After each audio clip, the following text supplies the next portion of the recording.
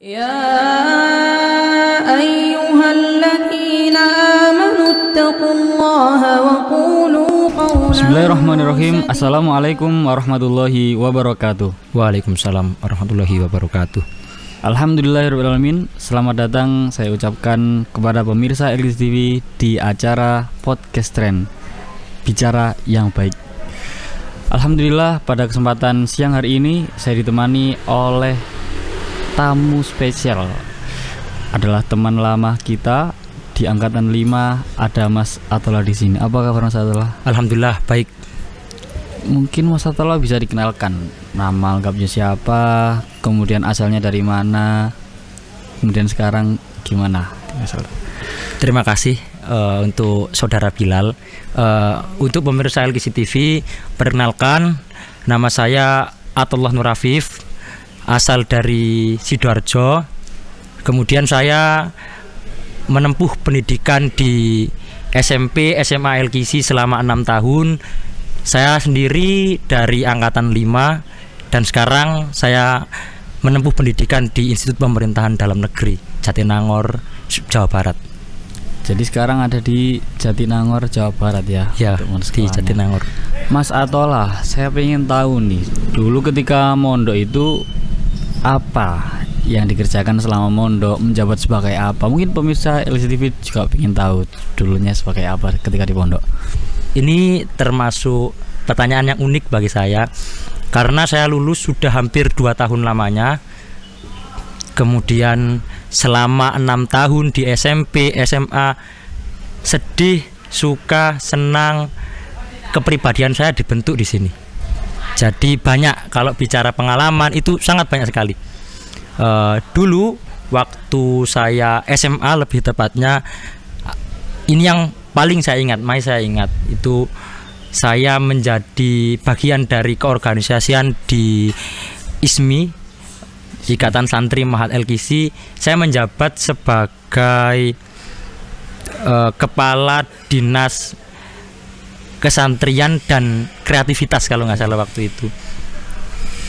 Jadi di situ mengurus bagaimana santri itu bisa menunjukkan kreativitasnya, kemudian bisa menggali potensinya di situ, kemudian di berbagai hal seperti olahraga atau panggung seni, panggung kreasi. Salah satunya juga podcast seperti ini ada. Saya ingat waktu itu tujuan diadakannya yang bidangnya Mas Atola dulu itu biar santri itu nggak jenuh. Nah, ya kan? Bener. Ketika di pondok nggak jenuh. Karena kan siklus di pesantren itu monoton, berulang-ulang. Kita bangun pagi untuk salat tahajud, kemudian makan pagi, olahraga, terus bersekolah sampai sore, kemudian ngaji tidak lupa, dan itu diulang-ulang terus. Kalau misalnya 6 tahun siklus yang diulang, siapa yang nggak bosan? Pasti semua orang bosan. Nah, oleh karena itu di pesantren, untuk supaya santrinya tidak jenuh, ya harus ada hiburan yang lain gitu. Biar mereka tidak jenuh terus dialihkan ke negatif, harus dialihkan ke yang positif. Seperti kita nanti fasilitasi kreativitas mereka membuat video, kita adakan lomba-lomba, panggung seni, kreasi, lomba olahraga seperti itu. Jadi santri tidak melulu ngaji, tapi ada hiburan yang lain. Jadi seru kok mondok itu. Mondok seru ya? Seru banget. Saya 6 tahun aja bisa kok. Kerasan ya? Iya. Bisa bertahan sampai lulus. Karena memang saya ingat waktu itu Pak Arif itu pernah bilang kalau santri itu nganggur, nggak ada kerjaan, pasti itu arahnya ke yang negatif. Kemaksiat, itu kemaksiat pasti. Karena apalagi kan anak muda, dikasih celah sedikit ya dibuatnya yang maksiat-maksiat gitu. Makanya kita harus arahkan, misalnya sekarang mondok ini, adik-adik kami sudah angkatan 8, 9, 10, bahkan belasan, itu pasti akan mengalami seperti kami. Seperti itu.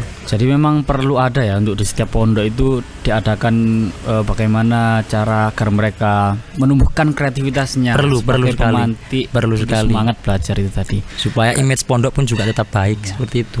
Karena kalau kita udah nggak ada kreativitas lagi, itu kan juga dalam semangat mencari ilmu itu kan juga nah akan ya juga itu sebagai penyeimbang seperti itu. Yo ngaji, yo kreatif gitu. Oke Mas Atola. apa yang melatar belakangi Anda ini sehingga kuliah di IPDN, Institut Pemerintah Dalam Negeri? Kalau bicara jujur, itu IPDN ini, Institut Pemerintahan Dalam Negeri, memang cita-cita saya sejak awal. Jadi waktu masuk SMA kelas 11, 12 itu kan pasti kita sudah di planning besok ke depannya mau kemana, lanjut kemana gitu. Jadi saya memilih, dan ini pilihan saya, Institut Pemerintahan Dalam Negeri. Tetapi waktu berselang selama 2 tahun itu tidak melulu saya daftar langsung keterima. Ada pahit manisnya. Jadi waktu itu saya sempat ketolak sekali setahun, terus saya coba lagi di tahun berikutnya. Selama setahun tersebut saya sempat kuliah di Universitas Brawijaya Kediri, ambil peternakan. Kemudian setelah setahun gagal, istilahnya cagur, kalau misalnya yang suka binsik-binsik itu istilahnya cagur, catar gugur gitu, calon taruna gugur. Kalau kami kan capra gugur, cagur. Nah, tetapi dengan kegagalan saya di yang pertama itu tidak membuat saya pesimis, walaupun waktu itu pesaingnya puluhan ribu dan yang keterima pun sedikit kuotanya. Ya karena memang saya mengawali dengan niat yang baik, saya yakin pasti akan berbuah hasil yang baik juga. Dan alhamdulillah sekarang saya sudah keterima di Institut Pemerintahan Dalam Negeri, sudah masuk semester ketiga, sekarang sudah tingkat 2. Masya Allah. Kan tadi kan disebutkan puluhan ribu. Iya. Pemirsa LGTV juga ingin tahu kayaknya berapa jumlah yang daftar dan yang diterima itu berapa? Menurut pengalaman saya di tahun 2022, saya lulusnya 2022, pendaftar hampir 42.000 se-Indonesia. Satu Indonesia. Dan untuk kuota Jawa Timur sendiri ada 80, cuman yang keterima cuma 63 orang. 63 ya. Dari satu Indonesia 42.000, yang keterima di Jawa Timur, cuman 63 orang. Berarti penduduk Jawa Timur yang seusia Mas Atola yang keterima ini cuma 63 orang. Dari 42. Alhamdulillah itu kuasa Tuhan. Mungkin itu jalur langit ya. Mungkin karena Mas Atola dulu saat ketika mondok. Nah itu makanya selagi kalian mondok, manfaatkan tahajud, ngaji. Mungkin itu wasilah kalau kata Pak Arif dulu. Mungkin juga dari doanya orang tua, dari doanya bersyukur banget. Alhamdulillah. Doa asati, doa orang tua itu support system bagi saya. Sebenarnya apa sih tujuan Mas Atola kok? Ini kan katanya kan keinginan sendiri bener. Bisa masuk ke IPDN. Apa sih sebenarnya tujuan dari Mas Atola ini untuk masuk ke sana? Kan pasti seorang itu kan pasti punya tujuan. Kita memilih pasti ada tujuan berikutnya. Tujuan saya niatkan. Pertama pokoknya intinya niat. Saya yakin kalau kita berniat untuk baik, maka yang akan benihnya itu yang akan dipanen adalah kebaikan juga. Nah, tujuan saya yang pertama pasti untuk membagikan orang tua, mengangkat derajat orang tua. Karena waktu itu memang orang tua ada pada krisis ekonomi seperti itu. Jadi mau tidak mau, gimana caranya untuk mengangkat derajat orang tua? Ya saya harus buktikan kalau orang tua saya yang pas-pasan, yang mungkin punya banyak kekurangan, anaknya juga bisa sukses. Dan saya menjawab semua itu, omongan orang, saya tidak hiraukan. Dan alhamdulillah saya sekarang sudah bisa menjawab omongan-omongan orang itu. Jadi memang niat pertama saya ingin mengangkat derajat orang tua. Kemudian untuk tujuan-tujuan berikutnya, mungkin itu setelah lulus saya bisa memberi kemudahan untuk yang lain, terutama di pemerintahan bisa memberikan kebijakan-kebijakan yang memang menguntungkan untuk orang-orang kecil seperti itu. Itu nanti tujuan kedepannya. Tujuan kedepannya seperti itu. Siap. Kemudian kan pasti Mas Atola itu kan dalam mencapai tujuan masuk di IPDN ini pasti mengalami atau menemui hal-hal yang tidak mengenakkan, gangguan, hambatan. Apa semangat Mas Atola yang dipegang sampai saat ini sampai bisa masuk dan sekarang tingkat 2 di sana? Intinya la haula wala quwata illa billah. Tidak ada daya dan upaya melainkan dari pertolongan Allah. Jadi dulu memang waktu masih di pondok kelas 11, 12 saya itu rajin binsikan. Memang dulu itu pengennya jadi abdi negara. Kalau sekarang tuh jadi halode gitu. Tapi itu kesampingan dulu. Memang saya sering di sini. Mungkin teman-teman saya satu angkatan 5 bisa menjadi saksi. Kalau saya tuh Waktu pagi itu sering lari-lari, push up, pull up, terus sore lari-lari, push up, pull up. Jasmani, fisik itu digembleng di sini. Kan memang di pondok kita difasilitasi. Jadi fasilitas itu sebagai privilege bagi kami untuk mengembangkan diri, bakat, potensi supaya nanti bisa dikejar gitu setelah lulus. Ya saya memang usahanya itu bener-bener keras, tertata dari waktu masih di pondok. Badan fisik juga dijaga, tidak merokok, seperti itu. Jadi memang dari awal sudah di planning, diusahakan sebagaimana mestinya. Jasmani luar bagus, jasmani dalam juga bagus. Kemudian tidak lupa yang pertama, yang kedua yakni cari wasilah sebanyak-banyaknya. Jadi tahajud di sini, apalagi kan biasanya pengasuh obrak-obrak dulu di wisma, di kamar. Obrak-obrak, bangun, ada yang jaga juga. Ya kita niatkan walaupun terpaksa, nanti lama-lama juga terbiasa. Itu sebagai wasilah. Jadi jangan dibuat dongkol. Kemudian sholat, banyak ibadah, ngaji terutama, taat sama ustazah seperti itu. Jadi memang dua itu yang saya jadikan sebagai usaha saya untuk bisa menempuh sampai titik ini. Yang pertama memang usaha pribadi, fisik luar maupun dalam. Yang kedua yakni doa orang tua dan doa ustadz-ustadzah. Seperti itu. Jadi selain berikhtiar dalam jasmaninya, kemudian dalam dohirnya, kita sebagai umat Islam kan juga nggak boleh melupakan bahwasanya pasti ada campur tangan Allah Subhanahu wa taala di dalam. Usaha tanpa doa itu bohong, doa tanpa usaha itu sombong. Maka nggak boleh ya. Nggak boleh, harus imbang. Kan nggak boleh, harus imbang, harus ada dua-duanya memang. Benar. Ketika ikhtiar disambungkan dengan tawakal akan menjadi sesuatu yang masya Allah, yang hebat. Alhamdulillah. Kemudian masalah yang selanjutnya yang ingin saya tanyakan, pengalaman hidup di pondok apa yang paling berkesan, terutama dalam hal kedisiplinannya? Unik. Kan memang di pondok itu monoton, terus tidak selamanya itu orang itu semangat juga gitu. Apalagi masalah disiplin kan kadang malas-malasan, kadang itu ada aja pokoknya alasannya biar tidak ikut kegiatan. Kadang itu kan pura-pura sakit atau apa. Cuman waktu itu kalau bicara pengalaman yang menarik, itu saya ikut ini multimedia. Ya ini podcast ini. Jadi itu termasuk salah satu pengalaman menarik yang tidak saya dapatkan di luar, karena memang kan di sini fasilitasnya ada. Ya saya juga terjun di sini. Sempat saya itu podcast sama Ketua ISMI waktu itu, sama Mas Safa Amirza. Nah itu termasuk pengalaman menarik bagi saya, bisa mewawancarai orang, dapat motivasi. Terus di ruang multimedia saya juga bisa belajar bagaimana wawancara orang. Itu termasuk pengalaman yang menarik di sini. Seperti itu. Kemudian kalau bicara pengalaman menarik di yang kedisiplinan, kalau dulu itu sempat kita itu kelas 12 malas bangun, Pak Arif itu marah-marah. Ya itu kan dilihat adik-adik juga itu marah-marah karena memang lagi malas juga anak-anak. Tapi Pak Arif marah itu langsung anak-anak bangun semua, didobrak langsung, bangun semua. Langsung Pak Arif marah-marah. Akhirnya anak-anak pada lari ke masjid. Ya tapi gimana ya? Itu lucu aja kalau sekarang diingat-ingat gitu lagi. Terus pernah kita itu satu kelas telat apel kalau nggak salah, disuruh lari. Ya dan itu saya alami juga di kesatriaan di IPDN sana. Dan tidak jauh beda kalau kita dapat pengalaman di pesantren, kalau nanti kita istilahnya melanjutkan di sekolah yang asrama, di kesatriaan tidak jauh beda. Pasti ada nilai disiplin yang nantinya akan kita alami juga di sana. Seperti itu. Berarti Mas Otol kan sudah bisa mengukur ini kedisiplinan di pondok dengan kedisiplinan yang ada di kesatriaan. Apakah di pondok ini termasuk dalam kategori pondok yang disiplin atau kurang bagus atau gimana?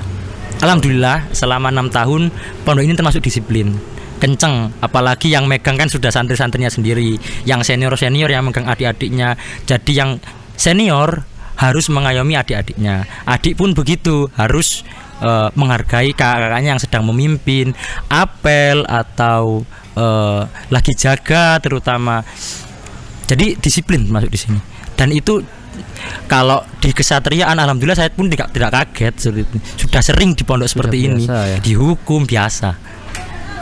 Tapi hal yang menarik ketika di pondok itu kedisiplinan itu akan sia-sia tanpa adanya percontohan. Apakah itu juga dilakukan oleh Mas Atola di sana, bisa mencontohkan sebagai figur? Iya kan, memang di pesantren kita kan paling menonjol itu di dunia dakwah. Dan di kesatriaan sana pun memang di sana itu ada banyak latar belakang suku, bangsa, kan ada tidak dari suku Jawa saja, ada yang dari suku Batak, dari Papua, dari Kalimantan, suku Dayak. Jadi kan karakter orang itu pasti berbeda. Nah, kita di sana bisa berdakwah juga, tetapi mungkin ada keterbatasan di dakwah bilisan, mengingatkan. Sebenarnya kan memang kriteria orang berbeda-beda.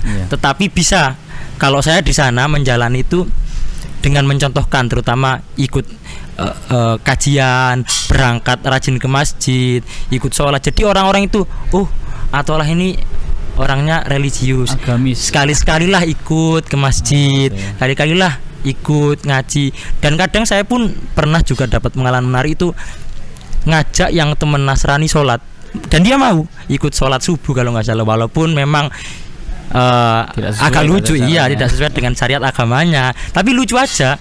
Orang Nasrani iseng ikut sholat, itu lucu menurut saya. Di sana itu saya pernah seperti itu. Jadi dakwah yang diterapkan ketika berada di tengah-tengah masyarakat, berada di tengah masyarakat yang tidak lagi homogen tapi sudah heterogen, campur baur, itu dakwah yang utama adalah percontohan tadi, ya. Dakwah bilhal dengan perbuatan, perbuatan sebagaimana yang dicontohkan Rasul, bahwasanya uswatun hasanah itu menjadi satu yang sangat penting. Benar. Dan itu akan dirasakan betul ketika memang sudah terjun di masyarakat.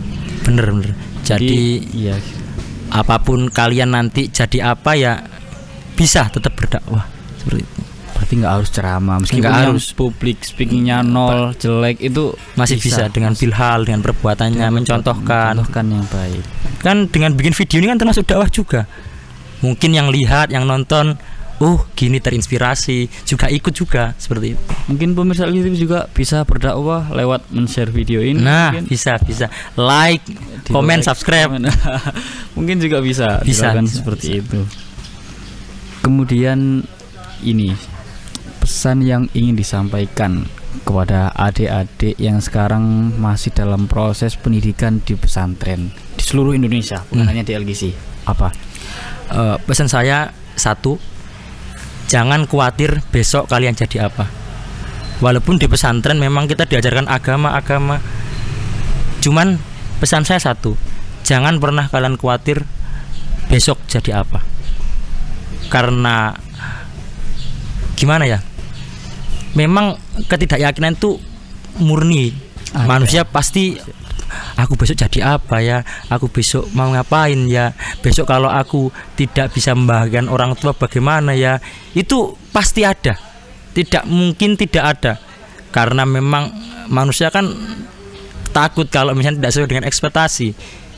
Nah, tapi pesan saya satu, jangan pernah kalian takut besok jadi apa. Tetap optimis aja, walaupun kalian di sini mungkin banyak tertekan, tidak menjadi masalah. Karena orang yang selalu berada di zona nyaman itu pasti akan stagnan di situ saja. Coba kalian merantau seperti kita, dikasih file yang sangat terbatas, pasti dia akan lebih berkembang daripada yang lain. Karena mau tidak mau ya, apapun itu yang ada di depan mata dia bisa memanfaatkan seperti itu. Terlebih sekarang kan fasilitas sudah bagus semua nih.